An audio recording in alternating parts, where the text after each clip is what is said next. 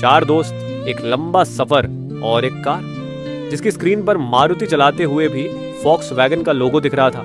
या तो सिस्टम भ्रमित है या कार ने जर्मनी की नागरिकता ले ली है। दिल्ली से निकले रात भर गाड़ी चलाते हुए और सुबह सुबह पहुंचे कर्णप्रयाग, जहां पुल के नीचे नदी इतनी तेज बह रही थी कि ऐसा लग रहा था अगर नीचे गिरे तो सीधे बंगाल की खाड़ी में पहुंच जाएंगे। कर्णप्रयाग का नजारा ही अलग था।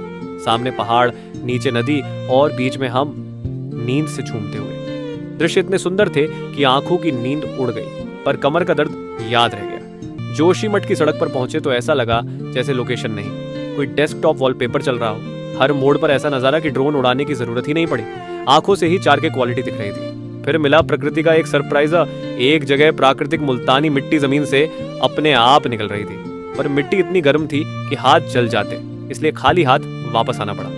अगली बार स्टील का डिब्बा साथ रखना पड़ेगा। थोड़ा और आगे बढ़े तो पहुंचे द्रोणागिरी पर्वत, वही स्थान जहां हनुमान जी ने संजीवनी बूटी उठाई थी। इतिहास की किताबों से निकलकर दृश्य आंखों के सामने था और हम सोच रहे थे अगर अब भूले तो कोई बूटी नहीं बचाएगी। फिर आया वो लोहे का पुल, ऐसा डरावना लग रहा था जैसे कोई फिल्म की शूटिंग हो रही हो। पर हम भी तो पहाड़ी मूड में थे, डर नहीं लगेगा। बस 2 बार सेल्फी ली और निकल पड़े। जोशीमठ के बाद रास्ता एकदम सुनसान हो गया, न लोग न गाड़ियां, बस हम चारों ओर प्रकृति का रॉ वर्जन। स्थानीय लोग ठंड में इस इलाके को छोड़ देते हैं और हम सोच रहे थे कि जैसे कोई बड़ा मिशन करने जा रहे हो। पर जैसे ही नीति पहुंचने ही वाले थे, प्रकृति ने कहा आज नहीं भाई।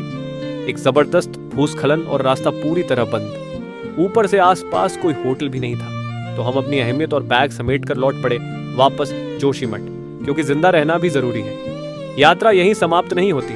अगली रील में यात्रा जारी रहेगी। नए माहौल, नई ऊर्जा और उम्मीद है बिना भूस्खलन के। बने रहिए हमारे साथ।